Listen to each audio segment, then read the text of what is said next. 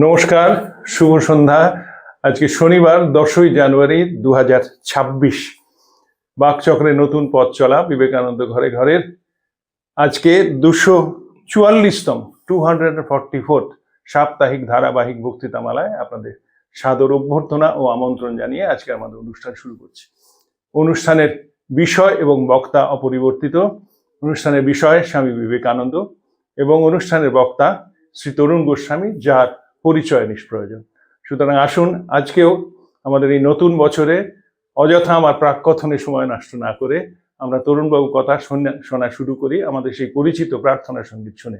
সেই যে প্রার্থনা সঙ্গীত গেয়েছেন আমাদেরই বাকচক্রের প্রবীণতম সদস্য শ্রী রমেশচন্দ্র বন্দ্যোপাধ্যায়, তার গাওয়া সেই প্রার্থনা সঙ্গীত শুনে আমাদের অনুষ্ঠান শুরু করেছি। ভালো থাকবেন, নমস্কার।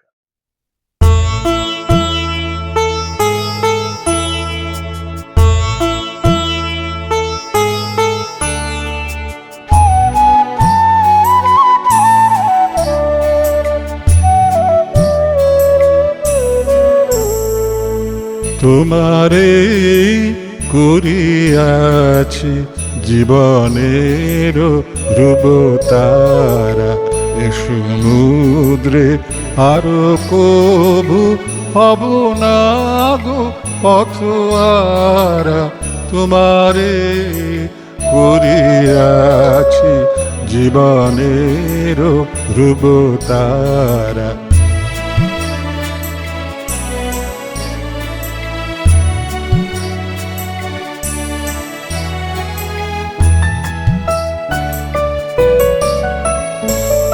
যেথায় আমি যাই না গো তুমি প্রকাশিত থাকো, যেথায় আমি যাই না গো তুমি প্রকাশিত থাকো। অকুল নয়ন জলে ঢালো গো কিরণ ধারা। তোমারে করিয়াছি জীবনের ধ্রুবতারা।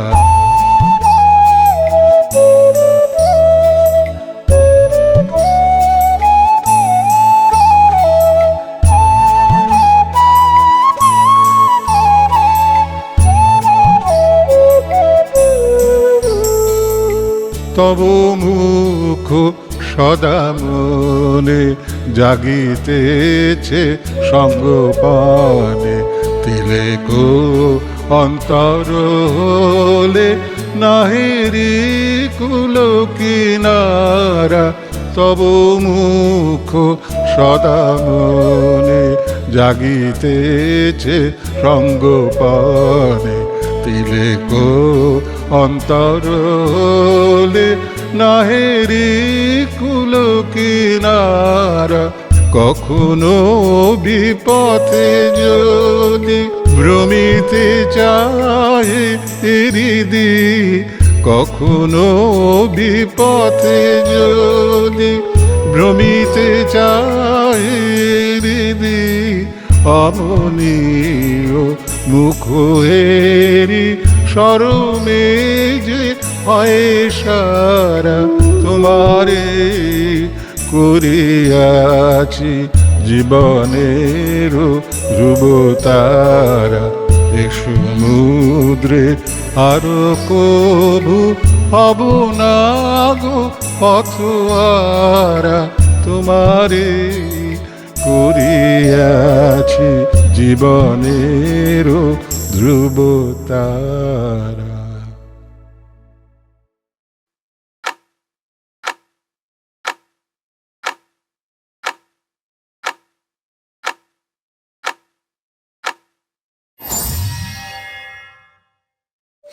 সুধীবৃন্দ, আজকে যে আমরা চিঠিটা পড়ছি সেটি স্বামীজি একজন আমেরিকান বন্ধুকে লিখেছিলেন, আলমেডা, ক্যালিফোর্নিয়া, 12ই এপ্রিল 1900। আবার একটু বলে রাখি যে স্বামীজি তো সব মাঝে মাঝে চিঠিতে কোনো তারিখই দিতেন না। আমাদের অনেকে প্রশ্ন করে কেন আমি তারিখ বলি না, চিঠির সংখ্যাটা বলি না, ইত্যাদি ইত্যাদি। এটিও ইংরেজি চিঠি বাংলায় অনুবাদ করা হয়েছে। স্বামীজি লিখছেন, মা আবার প্রসন্ন হচ্ছেন, অবস্থা অনুকূল হয়ে আসছে, তা হতেই হবে। এই যে অবস্থা অনুকূল হয়ে আসছে, কিসের অবস্থা সেটা আমরা চিঠি পড়ে জানতে পারি না। এর আগের চিঠিটা আমি পড়লাম না, সেই চিঠিটায় অভেদানন্দ স্বামীজিকে লিখেছিলেন যে জোসেফিন ম্যাকলাউড এবং অলি সারাবুল তার পিছনে সমালোচনা করছেন কি না, তিনি নিউ ইয়র্ক ছেড়ে চলে আসতে চান।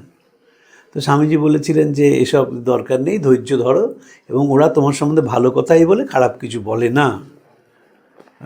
ওই আবার বলি যে ভগবান বানানোর দৃষ্টি দিয়ে দেখবেন না, মানুষের দৃষ্টি দিয়ে মানুষকে দেখুন, এবং সব সময় মনে রাখবেন মানুষই সেই ভগবান যখন তার নিজের সীমাবদ্ধতার উপরে সে উঠে যায়।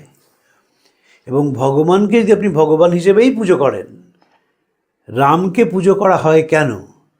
কারণ রামের মধ্যে জন্ম থেকে একটা ডেমোক্রেসি ছিল, গণতন্ত্র।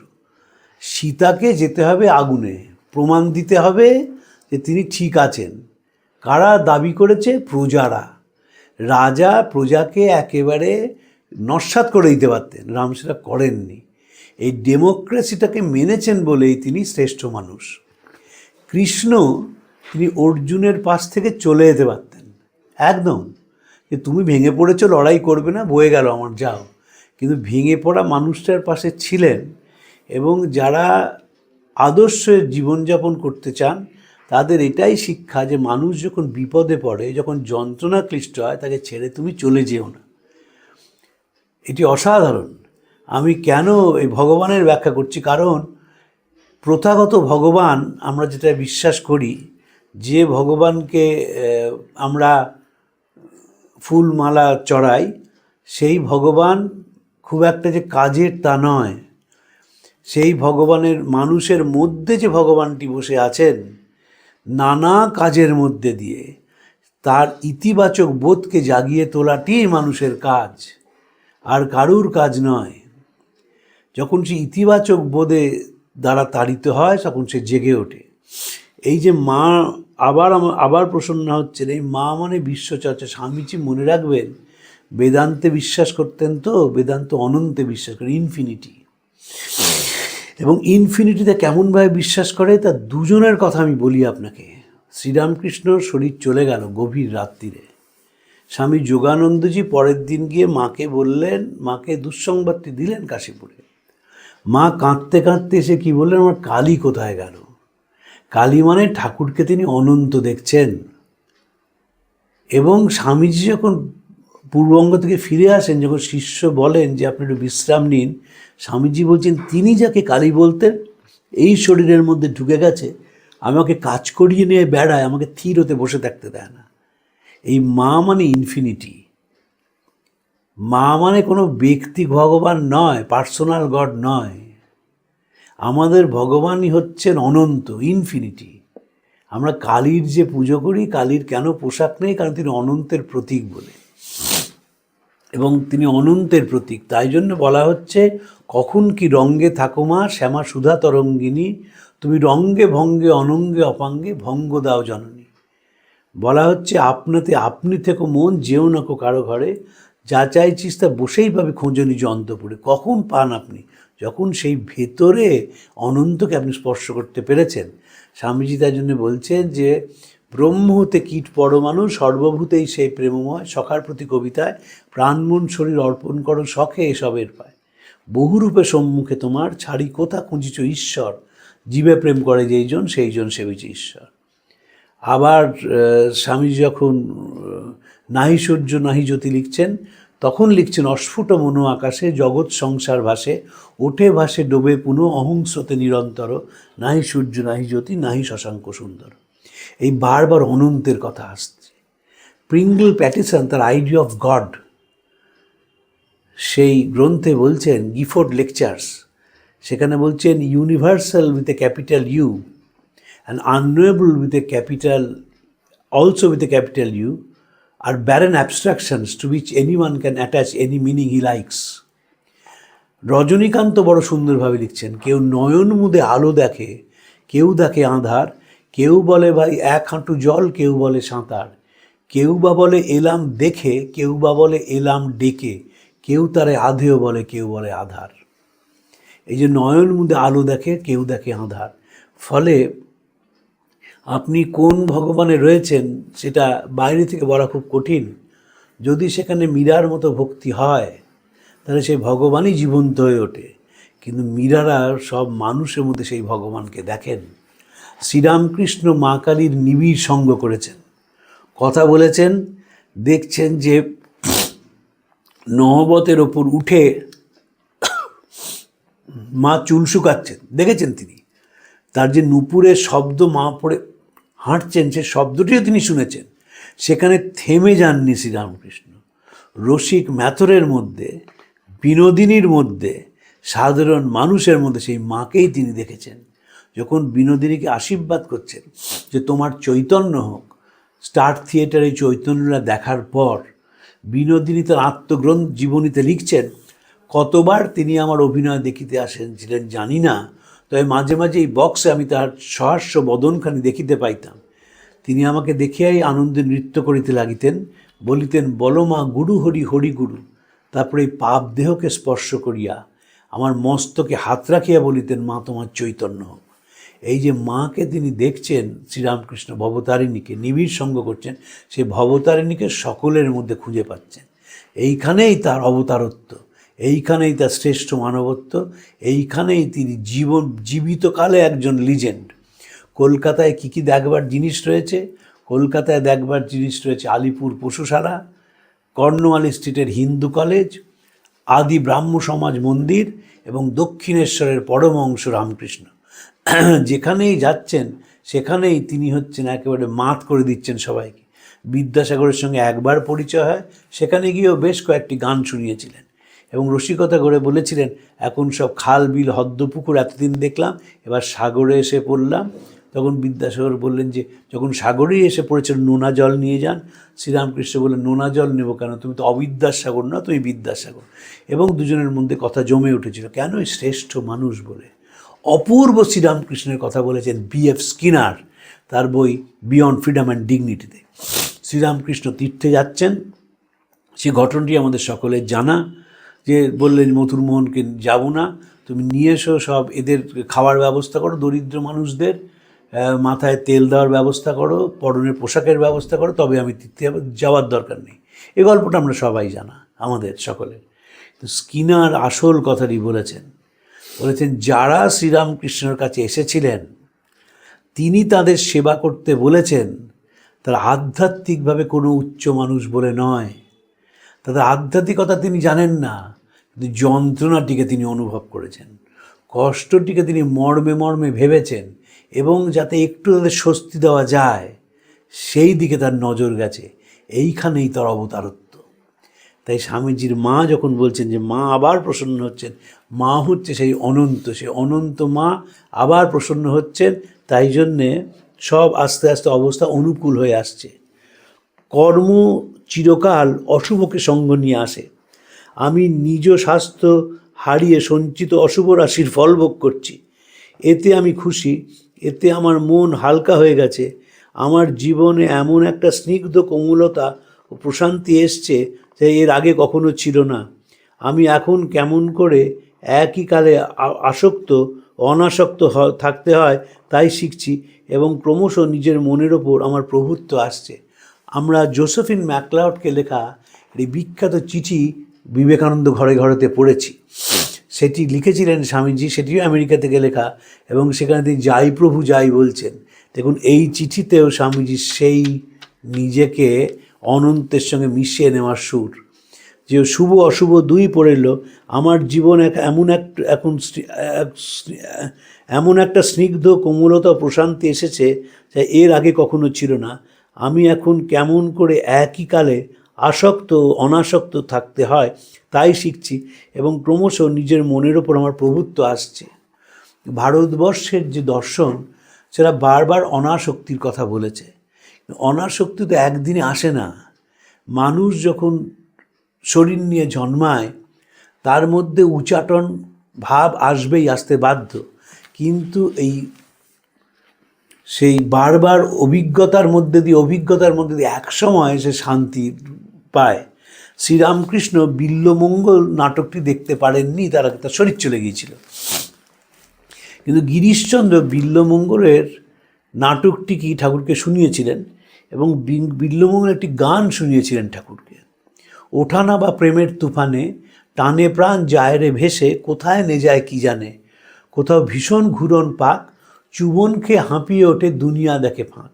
শ্রীরামকৃষ্ণের গল্প বলছেন, মাঝি এবং মাল্লার গল্প। প্রচণ্ড ঝড় এলো, সেই মাঝি সে দুজনে একেবারে অতি কষ্ট করে পালটাকে তুলে ধরলো। তারপর সে ঝড় আস্তে আস্তে থেমে গেল, পালটাকে গুটিয়ে নিল। যখন ঝড় আসছে তখন পালটাকে তুলে ধরলো, তুলে ধরার পর তখন শান্ত হয়ে গেছে সমুদ্র বা সেই জলরাশি। তখন মাঝি মাল্লাকে বলল, আমাকে একটু তামাক দেবো, সে তামাক খেতে লাগলো। জীবনটার ক্ষেত্রেও ঠিক তাই, এই এক্সপেরিমেন্টের মধ্যে দিয়ে রিফাইনমেন্ট অ্যাটেন্ড করতে হয়। কেউ রিফাইন্ড হয়ে জন্মায় না, জন্মানো সম্ভব নয়। বুদ্ধদেবের যদি জাতকের গল্প পড়েন দেখবেন নানা বিলাসিতার কথা আছে। বারবার জন্মেছেন, জন্মেছেন বিলাসিতার মধ্যে ছিলেন, রাজার ছেলে বিলাসিতার মধ্যে দিন কেটেছে। ভাবার কোনো কারণ নেই যে ছোট্ট বয়স থেকে রাজা তাকে শুদ্ধোধন তাকে ডিপ্রাইভ করেছেন, না। সেই বিলাসিতা করছেন, রিফাইন্ড হচ্ছেন, বিলাসিতা করছেন, বিলাসিতা করছেন না, করতে করতে এমন জায়গায় মনটা গিয়ে পৌঁছলো, তখন তিনি বলছেন জগতে দুঃখ আছে, দুঃখের কারণ আছে, নিবারণের পথ আছে এবং নিবারণ করা যায়। তারপর তিনি চলে এলেন কারণে, এবং কারণটায় দেখলেন যে বাসনা হচ্ছে মূল কথা, যে অনেক কটি কারণের মধ্যে দিয়ে বাসনা। শ্রীরামকৃষ্ণ বলছেন বাসনা কেমন, উট কাঁটা খায়, দরদর করে রক্ত পড়ে, কিন্তু আবার সে কাঁটা খেতে যায়। বাসনার কথা যখন আমরা কামিনী কাঞ্চন বলি, স্বামীজির একটি অসাধারণ চিঠি আছে স্বামী রামকৃষ্ণানন্দকে লেখা ইংল্যান্ড থেকে। সেখানে বলছেন কামিনী নয়, কাম কাঞ্চন বলবে। ম্যাক্স মুলারকে কাগজ পাঠাতে হবে, সেই জন্য সেই প্রেক্ষিতে এই চিঠি, কাম কাঞ্চন, ডিজায়ার অ্যান্ড লাস্ট। বারবার আর যখনই মানুষ কর্ম করে তখন তো ডিজায়ারটা বেড়ে যায়। যখন সেবাও করে সেটাও কিন্তু ডিজায়ার।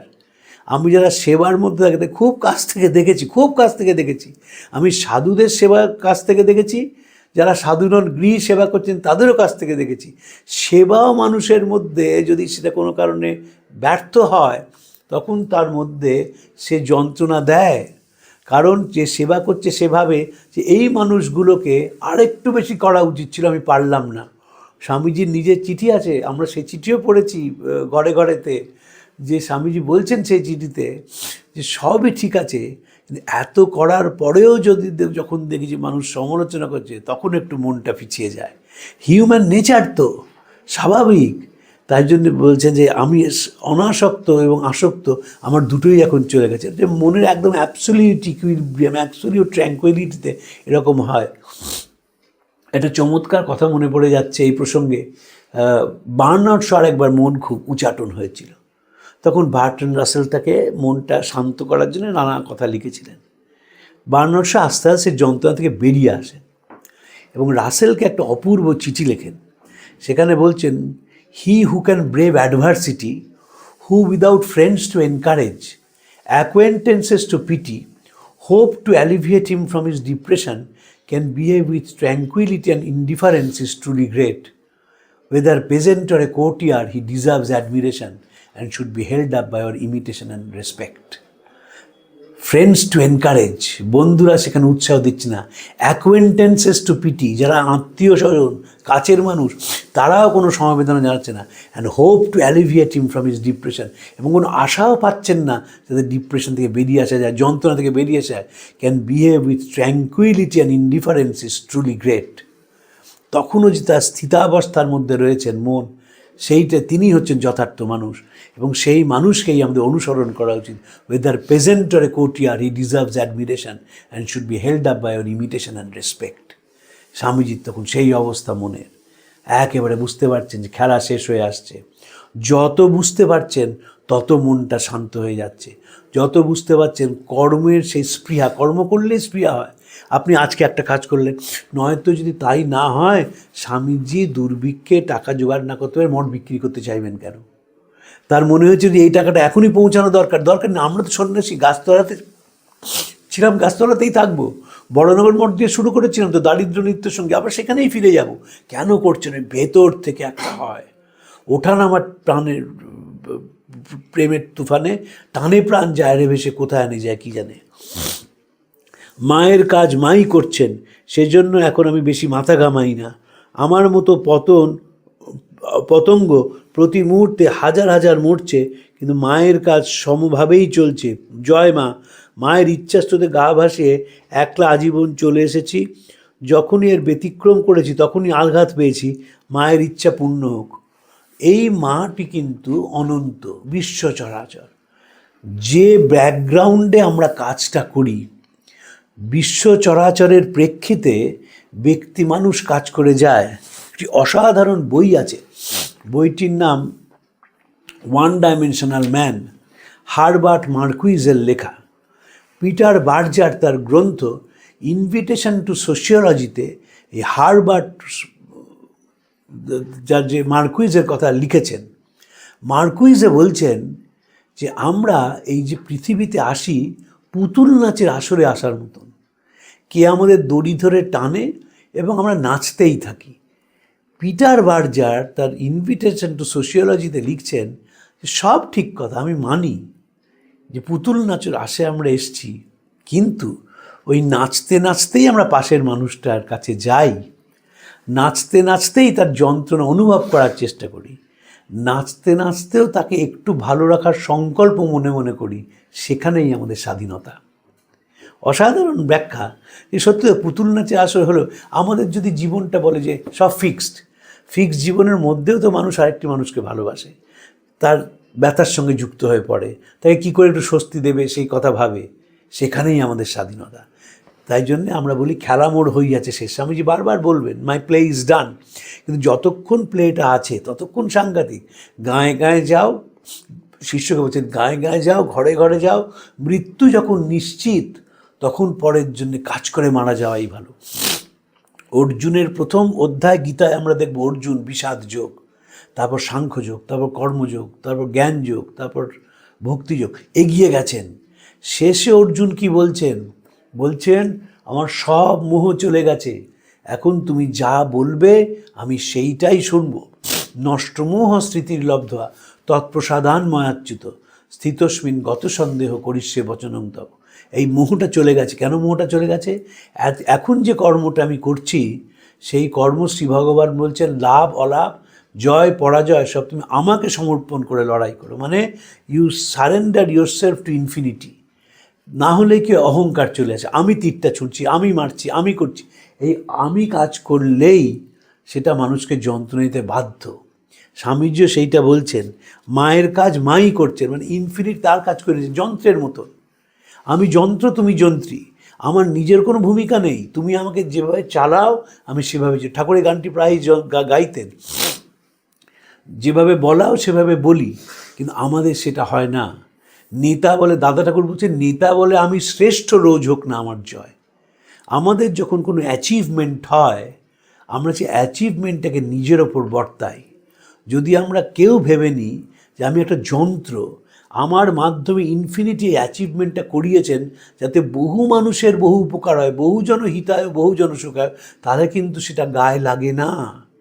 বুদ্ধদেব যখন বক্তৃতা করছেন, সেই মানুষকে যখন আস্তে আস্তে ওপরের দিকে টেনে তুলছেন, সেটা কিন্তু তার কোনো অহংকার নেই, কারণ তিনি তখন যন্ত্রে পরিণত হয়েছেন। বিবেকানন্দেরও ঠিক তাই। বিবেকানন্দের অহংকার কিন্তু নেই। বিবেকানন্দের কিছু কিছু জায়গায় মনে হয় খুব অহংকারী, না, একেবারে মিশিয়ে দিয়েছেন বিশ্ব চরাচরের সঙ্গে। তাই যে কথা বলছেন তার পেছনে বহুজন হিতায় বহুজন সুখায়। যখন রামকৃষ্ণ মিশন প্রতিষ্ঠা করছেন তখন বলছেন আমরা যার নামে সন্ন্যাসী হয়েছি, আপনারা যার নামে গৃহস্থ আশ্রমে আসেন, যার 20 বছরের মধ্যে পূর্ণ নাম সর্বত্র ছড়িয়ে পড়েছে, এই সঙ্গ তার নামে হবে। ওই ঠাকুর মানে সিম্বল অফ ইনফিনিটি। ঠাকুর শ্রীরাম স্বামীজির কাছে কোনো ব্যক্তি নন, তিনি অনন্তের প্রতীক। তিনি একটা আদর্শ, তিনি একটা দর্শন, তিনি একটা বোধ, তিনি একটা চিন্তা। যেমন বৌদ্ধ দর্শন কোনো ধর্ম নয়, ওটা জীবনবোধ। শ্রীরামকৃষ্ণ স্বামীজির কাছে জীবনবোধ। প্রত্যেক মুহূর্তে নিজেকে সূক্ষ্ম থেকে সূক্ষ্মতর করার সংকল্প। প্রত্যেকটি কাজের মধ্যে দিয়ে আমি যেন সূক্ষ্ম থেকে সূক্ষ্মতর হয়ে যাই। তাই স্বামীজি বলতে পেরেছিলেন, man never progresses from error to truth, from truth to truth, from lesser truth to higher truth. কখন আপনি বলতে পারেন? যখন আপনি সারেন্ডার করে দিয়েছেন অনন্তের কাছে। তাই বলছে lesser truth to higher truth. আজকে যেটাকে আমরা ছোট সত্য বলে জানি, সেটা আসলে বড় সত্যরই একটা বিরাট অংশ।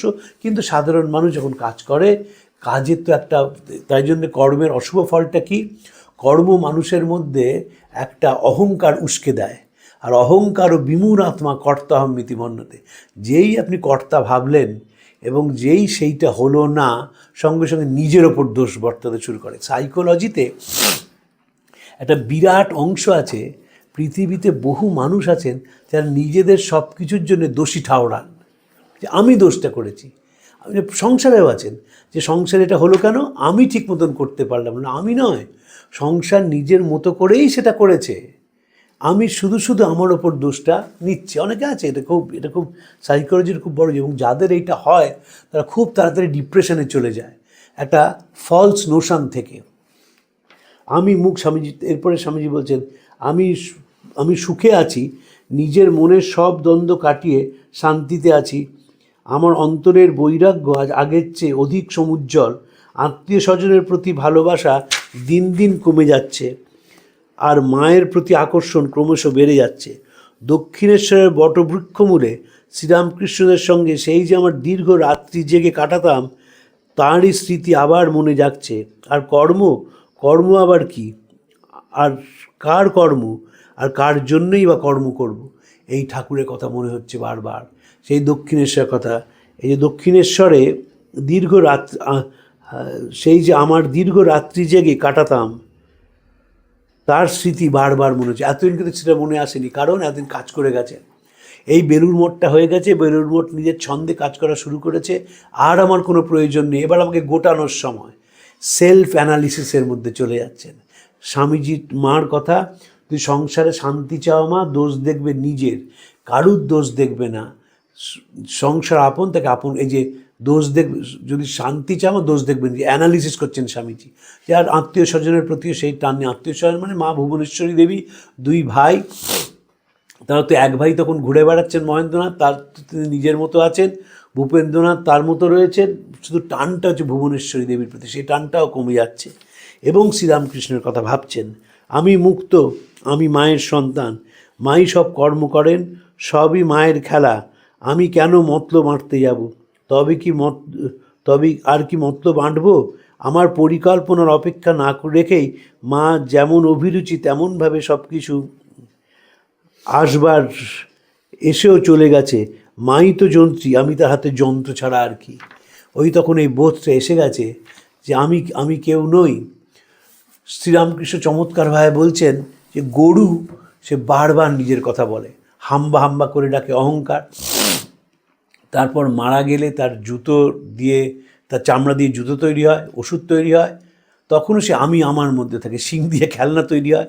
তারপর যে ধুনুরি, সে তার যখন সে তুলোকে ভাঙতে শুরু করে তখন সে বলে তুহু তুহু, পৃথিবীর সব মঙ্গলের মূলমন্ত্র আমি নয় তুমি। উপনিষদ যে দুঃখকে জয় করার কথা বলেছে, মৃত্যুকে জয় করার কথা বলেছে, সেটাই তোমার জন্য। সব মঙ্গলের মূলমন্ত্র তুমি, আমি নই। এই বোধটা যখন আসে, তখন মানুষের অ্যাটাচমেন্টগুলো আস্তে আস্তে, সে তখন কী হয়, দ্রষ্টা বা সাক্ষীর মতো ডুবে যেতে আমার বিন্দুমাত্র দিতে নেই। এই বেদান্তে চমৎকার কথা বলা আছে যে তোমার সামনে দৃশ্যমান জগৎ তুমি দেখছো, কিন্তু জগতে তুমি ইনভলভ হচ্ছ না। এই দৃশ্য দেখেই তুমি চলে আসো। খুব বলা সোজা, খুব করা কঠিন। এ মনের কখনো নিজেকে সরিয়ে নেওয়া খুব কঠিন। কেন কঠিন? তার কারণ মনের মধ্যে যে অহংকারটা থেকে যায়। স্বামীজি এক বন্ধু ছিলেন, তিনি স্কটিশ চার্চ কলেজে পড়তেন একসাথে, তারপর তার তেলের ব্যবসা। সেখানে একদিন স্বামীজি তেলের যে বড় যে ড্রামগুলো থাকে সেইখানে বসে গল্প করছেন, ফুটপাতে বসে।